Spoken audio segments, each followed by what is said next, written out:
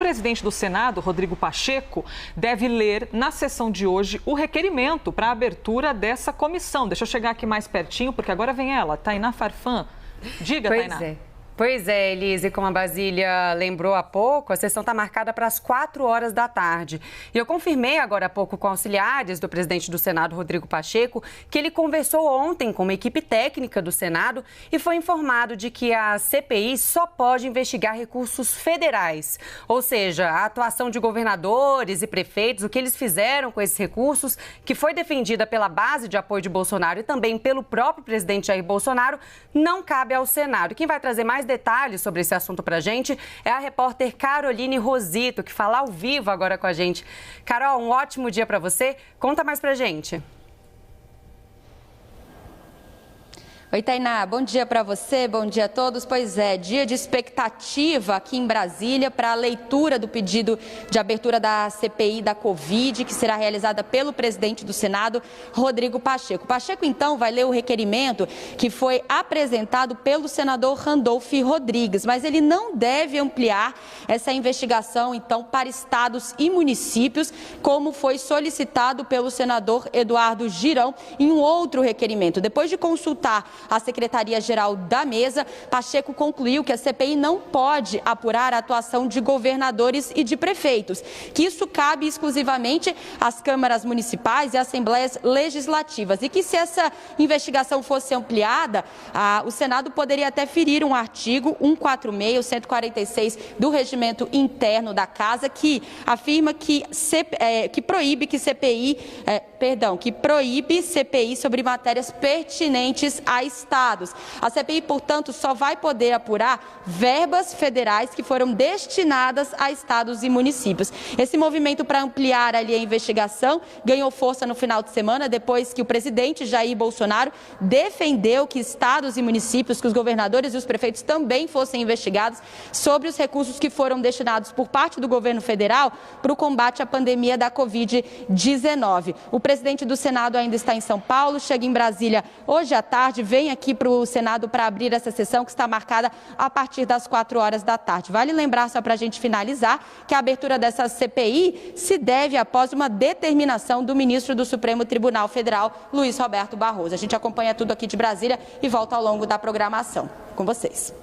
Gadelha, a Carol Rosito trouxe um aspecto importante para a nossa conversa aqui, que é o seguinte: por mais que, vamos imaginar, o governo consiga eventualmente inserir no escopo da CPI a investigação ou o desejo de investigar governos estaduais e prefeituras, não caberá, por exemplo, a uma CPI no Senado punir um governador de um determinado estado. Essa punição caberá, se a punição for devida, à Assembleia Legislativa. A mesma coisa para um prefeito, que não pode ser punido pelo Senado.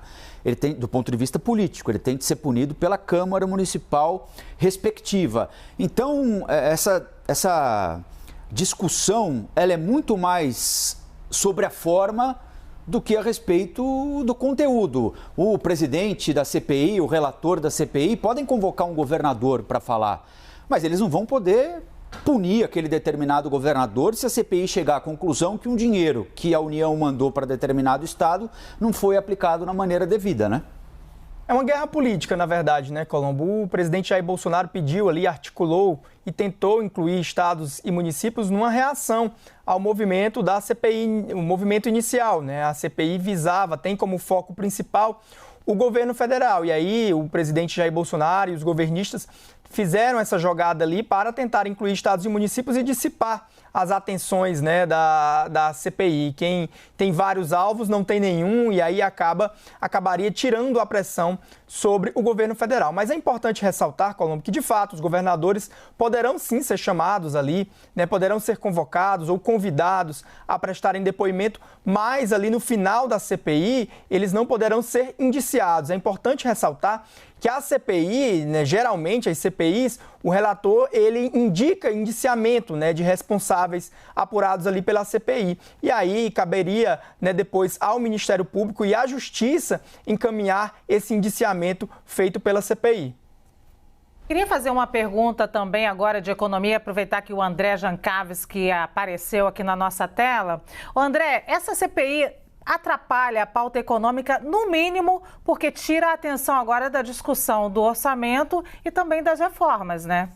É isso mesmo, Luciana. A gente vê que o orçamento ainda não foi sancionado, ainda tem muitas dúvidas sobre isso e agora estamos mais falando de CPI do que de fato o orçamento. E o mercado está muito de olho nisso, né? Então a gente, por exemplo, está tendo os índices futuros do Ibovespa caindo por causa dessa discussão a respeito do orçamento e também da CPI. E aí está conversando com alguns economistas para entender qual é o tamanho, né, do impacto que essa CPI, que essas discussões políticas têm no mercado, tem também na economia real. E eles falam que agora traz ainda mais instabilidade, especialmente para aquele investidor estrangeiro. Se a gente tem muito dinheiro disponível no mundo inteiro, né? Então bancos centrais dando dinheiro a rodo, não estão vindo aqui para o Brasil. A gente está tendo ali uma fuga de capital estrangeiro e com isso o que acontece? O dólar sobe. Então ontem foi um movimento bem específico, né? O dólar estava caindo no início da manhã, quando começaram a ser divulgados os áudios mais pesados em relação à CPI e também discussões a respeito ao orçamento, o dólar subiu. E aí